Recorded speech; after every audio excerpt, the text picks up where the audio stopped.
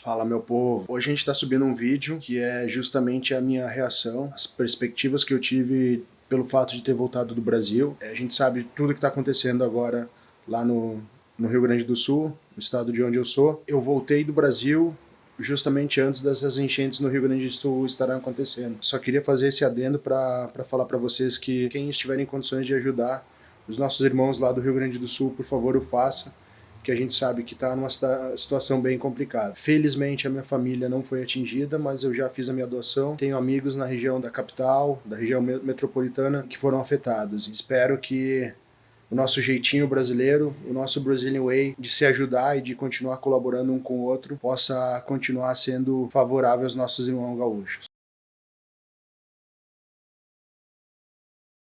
Fala, meu povo! Tudo certinho com vocês? Finalmente, depois de 6 anos, eu voltei para o Brasil. 6 anos se passaram, desde que eu dei tchau para minha mãe, para os meus familiares, para os meus amigos, e agora, então, no mês passado, a gente decidiu retornar para o Brasil. Eu vou confessar para vocês que logo no início, quando a gente comprou as passagens e tudo mais, eu tava naquela assim, beleza, vai ser mais uma viagem e tudo. Só que quando começou a chegar um pouquinho mais próximo, quando você começa a fazer a mala e começar a vislumbrar e sabendo que a chegada do país já tá muito mais próxima, aí começou a bater aquele friozinho na barriga.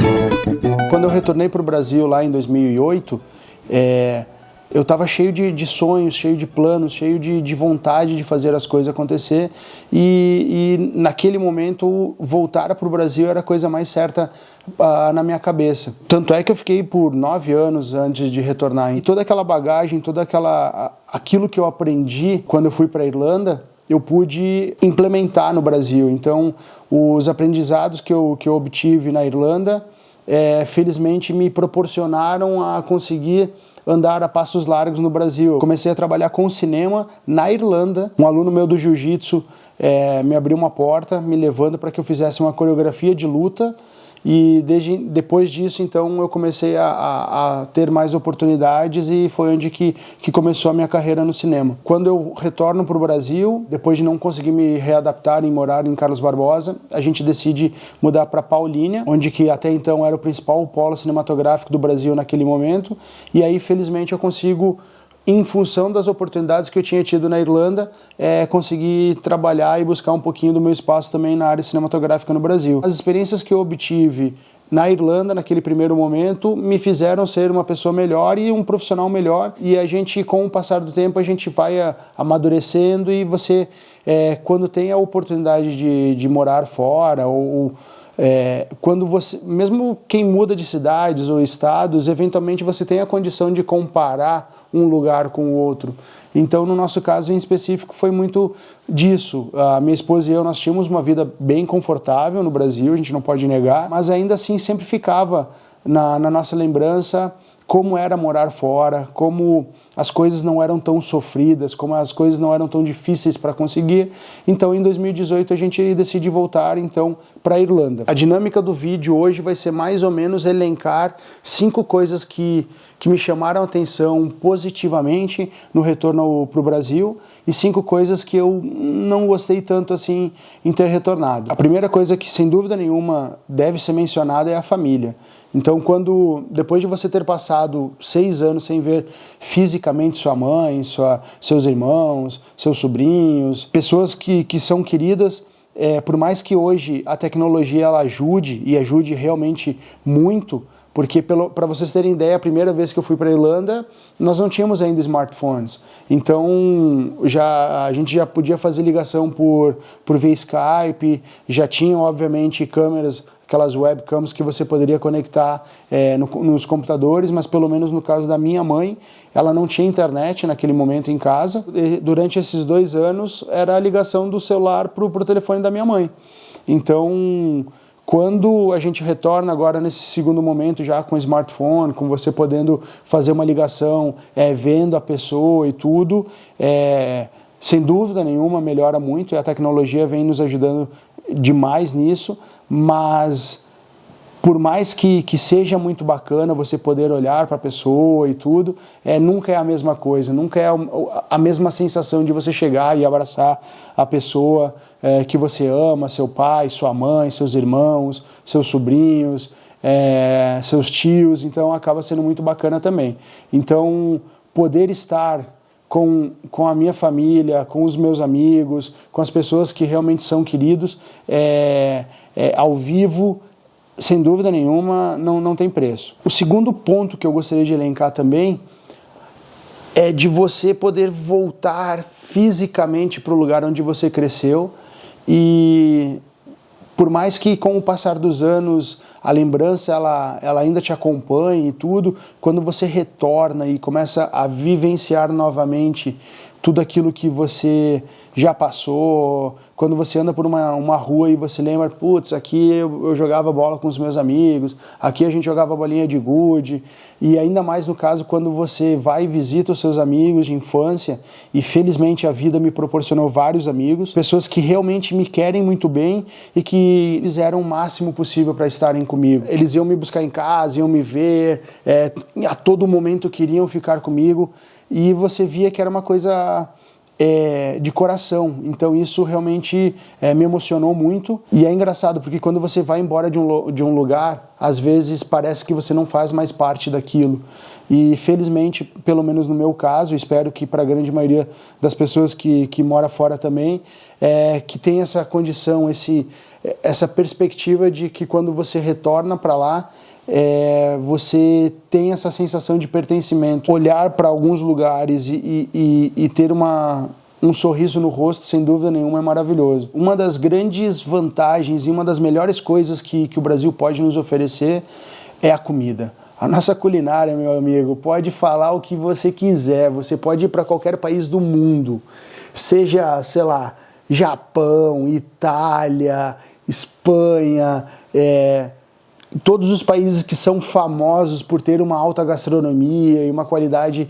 na comida, pelo menos na minha experiência, vocês me desculpem, mas não tem nada parecido com o Brasil. Apesar desses 6 anos eu comer muito a gastronomia brasileira, obviamente eu cozinho em casa e 99% de tudo que eu cozinho é comida brasileira. Quando você volta para a terrinha e sente o sabor da comida, da mãe, aquela coisa nostálgica, mas aí quando você sai na rua, você come num restaurante, onde que... eu estava assistindo um vídeo esses dias atrás de um americano, ele falando justamente sobre isso, que muito se fala de várias invenções brasileiras, da tecnologia brasileira, da criatividade brasileira, mas que, na opinião dele, a maior invenção brasileira é o buffet Aquilo. E, de uma certa maneira, eu sou obrigado a concordar, depois de viver tantos anos fora do Brasil, que esse conceito, essa concepção de você chegar num lugar e você se servir o que você quer e o quanto você quiser e pagar apenas por aquilo que você está consumindo, é maravilhoso. E sem falar também na qualidade dos nossos alimentos, na qualidade da nossa comida. Quando você come um arroz com tempero, com sabor, um feijãozinho bem feito, me digam o que vocês quiserem, meus amigos, mas pelo menos na minha opinião, a culinária brasileira, ela não é a mais original. Quanto mais eu viajo, mais pessoas de diferentes países eu conheço, mais eu percebo que a nossa gastronomia é justamente isso. Quando você para pensar, por exemplo, o arroz não é brasileiro, o feijão não é brasileiro, o próprio churrasco, eu como gaúcho sofro muito para falar, mas ele é uma adaptação do churrasco argentino, do assado argentino e uruguaio, que por sua vez também não é tão original assim. As nossas massas, os nossos doces, os nossos bolos, olha, meus amigos, tudo que a gente consegue fazer, eu acredito que em sua grande maioria não é necessariamente original brasileiro, mas que a gente conseguiu melhorar e dar um toquezinho muito mais interessante, sem falar no visual, porque a cara da nossa comida também, a apresentação da nossa comida é sem dúvida nenhuma maravilhosa. E quando você chega num país onde que você vai comer melancia com sabor de melancia, manga com sabor de manga, abacaxi com sabor de abacaxi, para quem mora fora vai entender exatamente o que eu estou falando. Na maior parte das frutas que a gente consome aqui na Europa, não é a mesma coisa. A comida brasileira, as frutas brasileiras são maravilhosas e isso, sem dúvida nenhuma, me faz falta e muito aqui. Então, fica a minha saudade e vocês que estão aí no Brasil, por favor, aproveitem muito da nossa gastronomia, porque quem estiver pensando em vir para fora, não é bem assim não, tá? Outra grande vantagem que o nosso país oferece, sem dúvida nenhuma, é o clima, né? Então, o meu telefone está setado de maneira que ele mostra diariamente o clima aqui na Holanda, que é onde eu vivo já há quase 2 anos. Então, todos os dias, quando eu acordava de manhã, a primeira coisa que a gente faz é olhar o celular e já eu prestava atenção na temperatura aqui na Holanda, aqui em Amsterdã. E a temperatura mais baixa que nós pegamos aí no Brasil foram 22 graus, enquanto que aqui estavam fazendo 3 graus, 2 graus, teve dia que chegou a nevar. Então, assim, isso que a gente está falando em abril. Então, que clima maravilhoso, que coisa boa é você chegar a poder andar de camiseta, de bermuda, de chinelo e aquele clima bom vindo para você. Senti muita falta do nosso clima tropical, de tudo que proporciona, de todas as facilidades que isso também nos proporciona, que é realmente maravilhoso. Eu estava com saudade e eu admito para vocês que eu estava um pouquinho até preocupado, que eu nunca fui um grande fã de calor, sempre sofri muito com o calor. Como vocês podem perceber, eu não sou um cara muito magro, então eu sempre brinco que eu sou gaúcho, gordo e peludo, e o calor também nunca me fez muito bem. Quando você vive num local onde é muito quente, a experiência é diferenciada, porque você tem que trabalhar, você tem que viver de fato num clima um pouquinho desafiador. Porém, no meu caso, eu fui de férias e então o clima, para mim, foi extremamente agradável. Para finalizar o quinto item, por mais que a gente saiba disso, vivendo muito tempo fora, a gente acaba esquecendo do calor humano e da qualidade do atendimento brasileiro. Quando você chega num local e você é recebido com um sorriso no rosto, seja de um garçom, seja numa loja. Quando eu morava no Brasil, quando você entrava numa loja e tinha aquela pessoa lá que ficava toda hora te seguindo e querendo te oferecer alguma coisa, isso me parecia algumas vezes até invasivo demais, ou aquela coisa assim, mas quando nem 8 nem 80.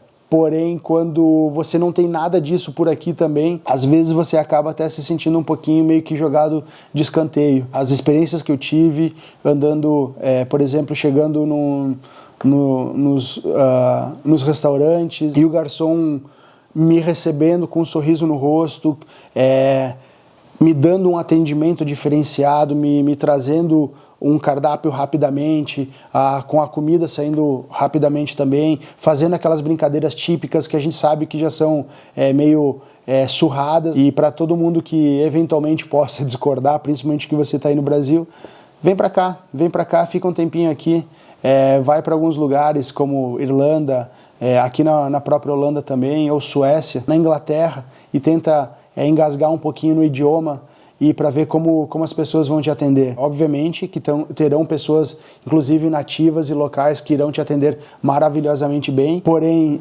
muito provavelmente, nada parecido com esse calorzinho brasileiro. E eu concluo então o meu quinto item das coisas positivas de ter retornado ao Brasil, com o atendimento e o calor brasileiro, que olha, eu estava sentindo falta sim. E aí agora chega aquele momento que a gente também tem que acordar para a realidade, que a gente também tem que chamar a atenção para algumas coisas que Da mesma forma como eu, por ter vivido tantos anos e não ter retornado para o Brasil, eu esqueci que era tão bom no Brasil, tem algumas coisas também que, infelizmente, a gente esquece que isso existe no Brasil. Vamos começar, então, com o transporte público. Infelizmente, quem depende de transporte público aí no Brasil sabe muito bem do que eu estou falando.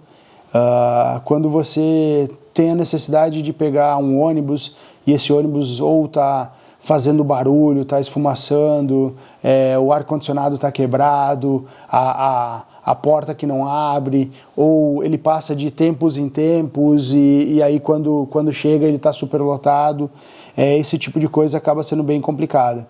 Então, no nosso caso, a gente teve que pegar por 2 vezes transporte público no Brasil e não foram experiências tão agradáveis assim. Quando você acaba ficando mais tempo fora, você acaba ficando um pouquinho mal acostumado. No meu caso em específico, das experiências que eu venho tendo, dos países que eu morei, inclusive até mesmo nos países onde a gente viaja, Espanha, Portugal, na Holanda, quando pousa de avião, já tem a opção, por exemplo, de ir de metrô para o centro da cidade. Então isso acaba sendo realmente maravilhoso, e para aquelas pessoas que porventura desejam pegar um táxi, um Uber ou alguma outra coisa, beleza, mas no nosso caso, quando nós fomos a Portugal, quando fomos para a Espanha, aqui na Holanda, vamos e voltamos pro aeroporto sempre de trem, de metrô, e acaba sendo bacana, e a experiência é realmente diferenciada. Então, o transporte público aqui funciona de uma maneira bem melhor. Mesmo na cidade de São Paulo, onde que a gente tem provavelmente o melhor transporte público brasileiro, com muitas diferentes opções, né? Ainda assim a gente sabe que é um pouquinho complicado e um pouquinho desafiador. Outra coisa que também não é novidade para ninguém e que com o passar dos anos a gente acaba esquecendo um pouquinho são as condições das estradas, né? Quando a gente chegou em Porto Alegre, um amigo de infância meu foi me buscar lá, o John. Abraço, irmão. Ele morou aqui na Europa por vários anos também, então a gente já voltou conversando um pouquinho sobre isso também, sobre as condições da estrada, e você vai, pega um buraco, tem a questão também dos pedágios que acaba sendo bem complicado e com valores exorbitantes, na minha opinião. Eu até não sou realmente contra a existência do pedágio, porém, os valores cobrados e, primordialmente, as condições entregues por eles é algo que é surreal. A família da minha esposa, ela é de Minas Gerais, de uma cidade bacana pra caramba, muito, muito legal, que é Santa Rita do Sapucaí. A cidade é maravilhosa, porém, andando dentro da cidade, você acaba percebendo que, infelizmente, a cidade está largada.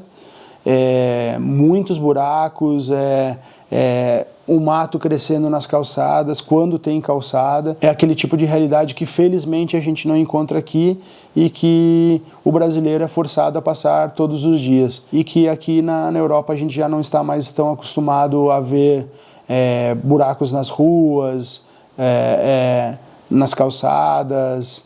É óbvio que você vai encontrar em um lugar ou outro, mas não é uma regra. Felizmente, eu sou de uma região completamente diferenciada, abençoada, que é, de novo, a Serra Gaúcha, Carlos Barbosa, onde que lá, de fato, as ruas são limpas, organizadas, pavimentadas, então existe um cuidado. Nós viajamos por 4 diferentes estados no Brasil: Rio Grande do Sul, São Paulo, Minas Gerais e Salvador. Bahia. É verdade. Geografia tá uma maravilha. Nós viajamos por 4 diferentes... Nós viajamos por 4 diferentes estados brasileiros: Rio Grande do Sul, São Paulo, Minas Gerais e Bahia. E infelizmente a gente tem que acabar mencionando então a realidade daquilo que a gente viu. Uma das coisas que a gente acaba ficando um pouquinho mal acostumado aqui na Europa é a questão da distância. Como o Brasil é um país de extensão continental, é óbvio que a gente já entende e que já compreende que os estados são muito grandes. Até talvez pegando aquele gancho anterior da parte de transporte e ruas e pavimentações, eventualmente acaba ficando um pouquinho difícil essa parte da distância. Então, quando você vai viajar de um lugar para o outro, essa logística por muitas vezes ela acaba ficando complicada. Nós pegamos um voo direto daqui de Amsterdã para São Paulo, dormimos em São Paulo, em Guarulhos. De Guarulhos nós fomos para Porto Alegre de avião. Então, conforme eu falei anteriormente, um amigo meu foi me buscar. Então, durou algo em torno de 2 horas o voo de São Paulo a Porto Alegre e mais 3 horas de Porto Alegre a Carlos Barbosa. Passamos uma semana em Carlos Barbosa, depois retornamos para São Paulo. Então, novamente 3 horas dentro do carro até Porto Alegre a Guarulhos mais 2 horas, Guarulhos, Minas Gerais, Santa Rita, mais quase 4 horas de carro também. Depois disso, quando nós fomos para Bahia, Santa Rita, Campinas, Salvador, Bahia. Então, essa parte da distância e essa parte logística acaba sendo um ponto que é uma característica brasileira e a gente não pode negar, porém também quando você está de férias ou quando, mesmo para o povo brasileiro também acaba sendo um pouquinho limitador. Aqui na Europa você percebe que mesmo cidades menores, elas também têm aeroportos. E aeroportos que recebem voos de todos os lugares. Então, no caso, nós fomos para a Espanha já em diferentes cidades e todas elas têm aeroportos. Então, Barcelona tem aeroporto, Málaga tem aeroporto, obviamente Madrid tem mais de um aeroporto. Então, várias diferentes cidades acabam oferecendo também aeroportos. E no nosso caso, a gente tem nosso Brasil, que é imenso e que muito provavelmente não tem a quantidade de aeroportos que poderia comportar a nossa população e a quantidade de voos que poderia vir a ter. Então, obviamente, todas as capitais têm, algumas das grandes cidades têm, mas nem todos um país de dimensões como o nosso, e principalmente pela quantidade de população que tem, sem dúvida nenhuma mereceria mais aeroportos, ligando regiões. Bom, agora eu vou sacanear um pouquinho também, e aí é uma experiência particular. Também a questão do clima também pesou um pouquinho contra, porque novamente, como bom gordo, gaúcho e peludo, o calor, pelo menos à noite, me fez sofrer um pouquinho, certo? Então, eu sei que estou sendo um pouquinho agora contraditório, mas principalmente lá na Bahia, lá em Salvador, que terrinha maravilhosa, mas o clima quente. Então, à noite eu suava que nem um camelo, era incrível. Mesmo com ar-condicionado, acabava sendo um pouquinho difícil de dormir à noite. Então, eu senti muita falta disso, foi realmente muito bacana poder estar de volta, principalmente de férias, porque viver naquele clima no cotidiano deve ser algo realmente muito desafiador, mas foi um dos aspectos que realmente para mim foram complicados. E agora, para finalizar, deixando todas as brincadeiras de lado, uma das coisas que chamou muito a atenção da minha esposa e minha foram os valores, os preços do Brasil. E é justamente por isso que eu acho que agora é momento de falar sério e que acaba sendo complicado, no nosso caso, quando a gente volta para o Brasil e acaba percebendo os valores que são praticados hoje em dia aí no nosso Brasil. Então, assim, quando você já chega no aeroporto de Guarulhos, uma água mineral é R$10. Sei lá, um café, um cappuccino, R$15. Então, assim, são valores que realmente são impraticáveis, na minha opinião. E aí, quando você viaja e vai para outros lugares também, quando você vai no supermercado, começa a analisar quanto que está se cobrando o quilo de arroz, o quilo de feijão, o quilo de carne, as próprias frutas que eu falei que são maravilhosas, que têm sabor no Brasil, o valor do transporte público, o quanto que é a cervejinha que o brasileiro adora tomar.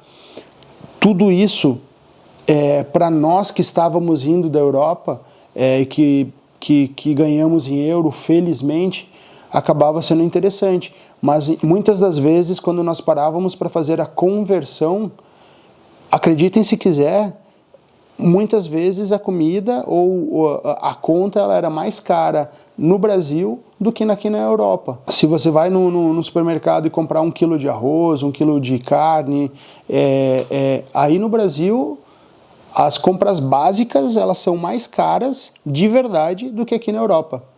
Então são coisas que, na minha opinião, são extremamente absurdas, porque o brasileiro não ganha em euro. Então, um valor que, na minha opinião, é impraticável. E quando nós vimos uma garrafinha de 500 ml custando R$10, foi a primeira coisa que minha esposa e eu nós ficamos espantados. Só que se você fizer a conversão, é 2 euros. 2 euros para nós acaba não sendo um valor realmente tão caro. Porém, R$10 para mim, eu já acho um valor muito alto, porque a grande maioria do povo brasileiro não ganha R$10 por hora. Então, são aspectos que realmente para nós nos chamou muita atenção. E aí, depois disso, então, quando nós fomos no bar, pelo menos na minha cidade, em Carlos Barbosa, uma cerveja, eu gosto muito de tomar a cerveja Serra Malte, que, obviamente, já que eu tive a oportunidade, eu fui buscar essa parte nostálgica.